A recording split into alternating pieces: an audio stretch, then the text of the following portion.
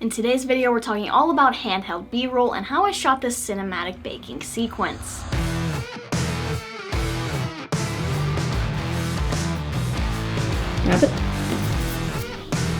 That's it. Chocolate chips on top of it. I don't know if I'm in frame, am I? Okay.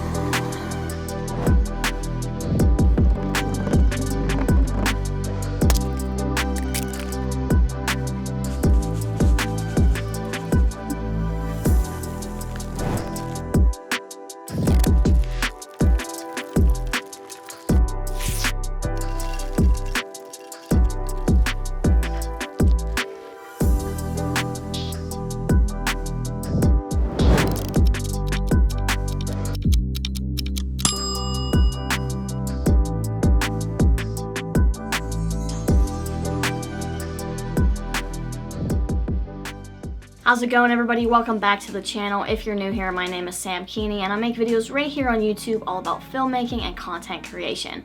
I just want to say thank you guys so much for all of the love and support on the channel. I've been posting consistently on this channel for 1 month now, and I'm super excited about all the things that I've learned and how we're going to continue to grow together. If you haven't already, make sure you do subscribe to the channel and click that bell icon down below to be notified every time I post a new video. I promise there's a lot of exciting things in store, and I'm really eager to keep going and creating new content. So getting into today's video, we're going to be talking all about handheld B-roll and how I shot that baking sequence. So today I'm actually going to be trying my hand at some handheld B-roll. We have a cookie sequence that we're going to be shooting. So as you can see, we kind of have all of our stuff set up. We have our mixer, our flour, our sugar, our chocolate chips. So basically I'm just going to film everything and then walk you guys through it as we go. And hopefully it turns out how I have it in my head. So let's get into it. The spoon goes in and then like you scoop, like let's practice, like scoop. Scoop up to where you were, scrape, and I pull back. If that makes sense. So something that I really wanted to take advantage of was the fact that I actually can blur out my background now with my new Sony camera, because I'm able to control the f-stop, which I wasn't able to do when I shot my whiskey video with the Osmo Pocket. Now I knew that I wanted to be able to keep my subject in focus while also blurring the background. So I set my f-stop to 2.8 instead of using my camera's lowest setting of 2.0. Now watching my footage back, I'm realizing that a lot of my shots are still out of focus and aren't as sharp as I would have liked them to be. So I think moving forward from now on, I'm going to be shooting at a higher f-stop, which I recommend to you. I'm thinking that around 3.5 would probably have been best for this in order to keep my subject in focus and still have a slightly blurry background. Alright, so sorry, I actually kind of forgot to walk you guys through what we just did. So it took us a long time to get like one shot. Basically what I wanted to do was have her holding the flour as she scooped it, and then as the motion of the knife to scrape the flour off, we wanted to repeat that motion in camera. So as she swiped, I tried to move my camera backwards. That way we're kind of moving the camera along with the motions in the video, and that's going to help us in post-production be able to transition these more smoothly. We also got some shots of the flour being poured into the bowl along with the salt and the baking soda, and now I think we're going to be moving on to getting some shots of the butter. My plan right now is for her to throw the butter up in the air.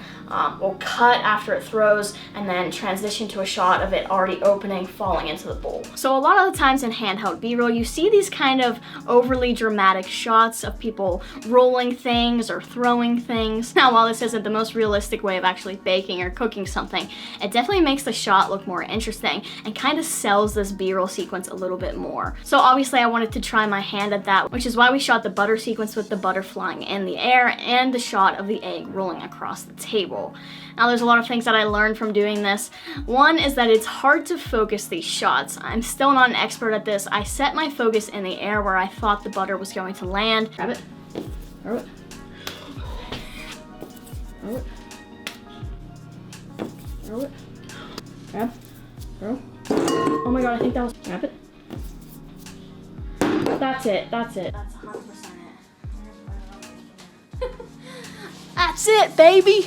As you can see, there's a lot of motion blur, so it kind of doesn't really matter that it's not in focus, but it definitely wasn't in focus. Again, this might be contributed to the fact that I was shooting at a 2.8 f-stop and probably should have upped that to around a 3.5 as I've mentioned, but keep in mind these things are really cool to add to your sequences, and even though they are kind of hard to achieve, and I'm still learning how to do them myself, play around with your settings, play around with your movements, and I'm sure that both of us will get the hang of it. Now, I never really knew how people achieve these kind of seamless looking transitions, and a lot of the times you do this both in camera and in post-production.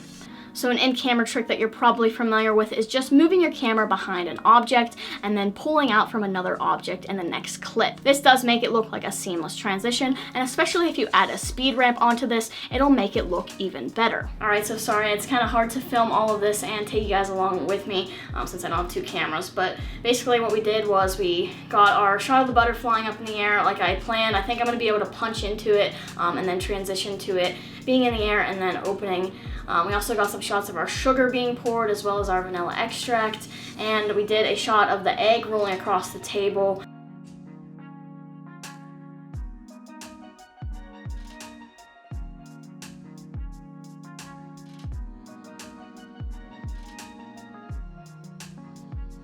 And then we did a couple shots of it cracking on the bowl and being open. So hopefully those turned out well. We did get some shots of our mixer coming into play, doing different angles of it, moving the camera around the mixer as it's moving and spinning the ingredients together. Next, we have to do some dry sifting of our ingredients. So I'm gonna pour the dry ingredients into a sifter and she's gonna shake them. I'm gonna move the camera again with that same motion to help us transition this in post-production. And then we're going to actually put a piece of saran wrap on my camera lens and get a shot of the chocolate chips actually falling onto the camera lens so it looks like they're falling into the bowl. So hopefully that works, and let's try it out.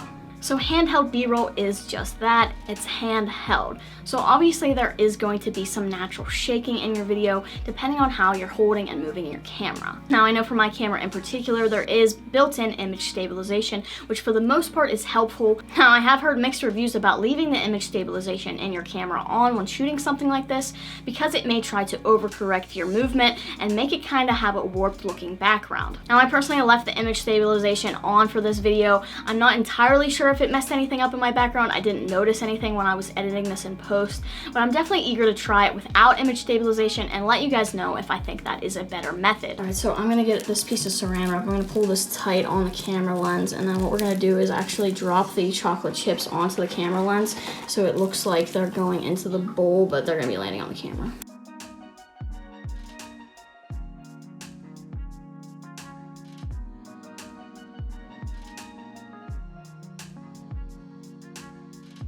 Okay, so we just put the saran wrap on the camera lens and dropped the chocolate chips on top of it. I don't know if I'm in frame, am I?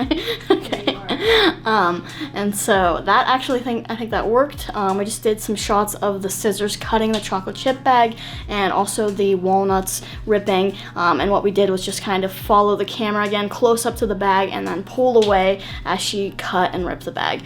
So now we have to stir the nuts and the chocolate chips into the mix, and then I think we're gonna try a stop motion type shot of scooping the mixture onto the pan, putting them in the oven, and then hopefully we'll finish up here, get our closing shot with the cookies baked, and we'll be done. Alright, so we just finished baking our cookies. We got a lot of different shots of them getting put on the trays. We did like an overhead shot, and we're gonna kind of make that look like a stop motion effect where I'm gonna cut, kind of like what we did with the chocolate in the Valentine's Day video, where we're gonna just cut that together and have the cookies being placed in different spots. And then I actually sat on top of my oven. Go ahead.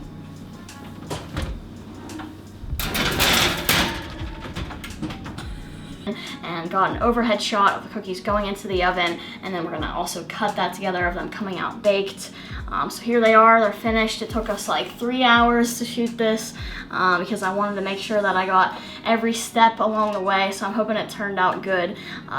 Now we're going to just wait for these to cool off. We're gonna put them on a nice looking plate and get a glass of milk next to them and do our closing final product shot. And then we're gonna call it wraps for the day. Now, obviously sound design is always something that I preach about and I think is one of the most important parts when it comes to making videos, but I definitely think it's super important when it comes to handheld B-roll sequences like this. You wanna actually feel like you're in the scene. You wanna hear the sugar pouring. You wanna hear that tin pan. You wanna hear the different movements of the hands, the egg rolling across the table. All of that is going to make this feel more cinematic, so definitely utilize sound design when it comes to making your handheld B-roll sequences.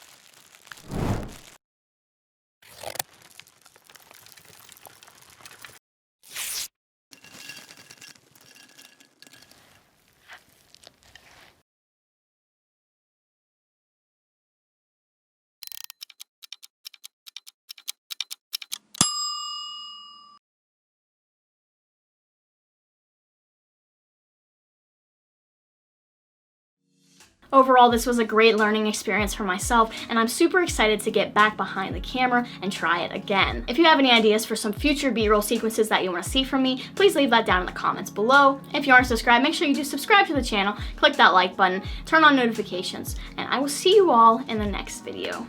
Peace!